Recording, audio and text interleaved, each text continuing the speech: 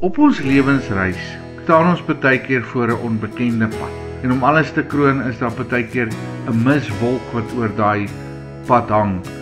Miswolk van onsekerheid, van te veel stemme, van verkeerd geïnterpreteerde skrifgedeeltes. Ouens wat dinge uit konteks uitvat, ons wat onseker is, ons wat nie weet hoe om vorentoe te gaan nie, krisis op krisis wat in ons lewens kom. En dit laat my dink aan 'n aand wat ek 'n heel vreemde pad gery het wat ek nie geken het nie, maar was Kloofspas. Dit was donker, daar was 'n digte mis en om alles te kroon het my kar se ligte nog van tyd tot tyd uitgegaan ook. Ek het nie geweet waar die afgronde is nie, ek het nie geweet waar die skerp draaie is nie en dit was een van die vreesaanjaendste tye wat ek op 'n pad spandeer het. En baie keer lyk ons lewenspad ook so. Maar jy weet jy moet aanhou beweeg, jy weet jy moet vorentoe gaan, jy weet daar is 'n bestemming waar jy moet uitkom. En die rigting is vaag en elke tree wat jy gee voel onseker.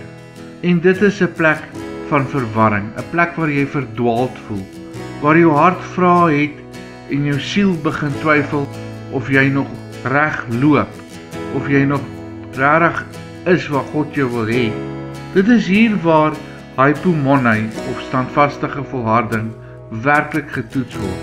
Want volharding beteken nie dat jy dit moet verstaan nie, dat jy moet weet hoekom nie. Dit beteken dat jy bly glo selfs wanneer jy nie meer kan sien waarheen en hoekom nie. Elia het dit beleef toe hy na 'n groot oorwinning in 'n woestyn beland het, moeg en verward sonder duidelike rigting. En tog in die stilte van sy onsekerheid het God gefluister. Nie in die storms in sy gedagtes nie, nie in die vuur in sy gemoed nie, maar in 'n sagte fluistering van God se teenwoordigheid toe hy stil raak en daarna soek. So werk God ook in ons verdwaaldheid en verwarring. Hy skree nie om ons aandag nie, hy wag tot ons stil word om sy stem te kan hoor. Korintiërs 14 vers 33 sê, want God is nie 'n God van wanorde nie, maar 'n God van vrede, soos in al die gemeentes van die heiliges. Dit beteken as jy begin kalm raak en na God se vrede soek, dan gaan God in jou lewe begin werk.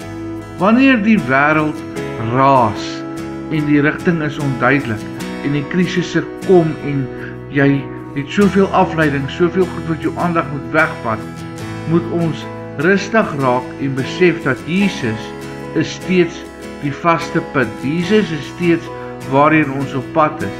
Jesus is steeds die pad. Sy woord sny deur die mis, soos 'n skerp lig.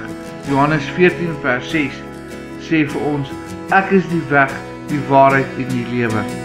Niemand kom by die Vader behalwe deur my nie. Jesus is ons pad. Wanneer ons verdwaal voel, verlore voel, herinner hy ons dat geloof nie altyd duidelike vrae-antwoord nie, maar dat vertroue dit is wat ons laat vorentoe beweeg. Hebreërs 12 vers 1 en 2, laat ons met volharding die wedloop loop wat voor ons lê. Die oog gefestig op Jesus, die leidsman en volëinder van die geloof. Verdwaaldheid geestelik en verwarring is nie die plek waar jou pad moet eindig nie. Dis dikwels die plek waar jou geloof dieper word en waar jou pad 'n positiewe wending neem.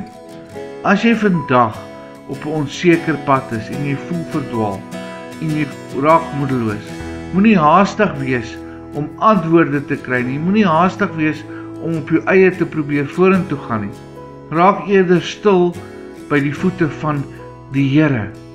Asem sy vrede in en onthou, die een wat op hom wag, kry nuwe krag en vaar op met vleuels soos die arende en dan word jou pad duidelik. Hemelse Vader, ons sê vir U dankie vir U woord, vir U liefde en vir U genade. Here, dankie dat U ons rigtingaanwyser is. Dankie dat U ons rigting is. Help ons om vorentoe te beweeg met selfvertroue en in geloof en die wete dat ons sal kom waar ons moet wees as ons oë gefestig hou op Jesus. Ons eer en verheerlik U naam. Amen.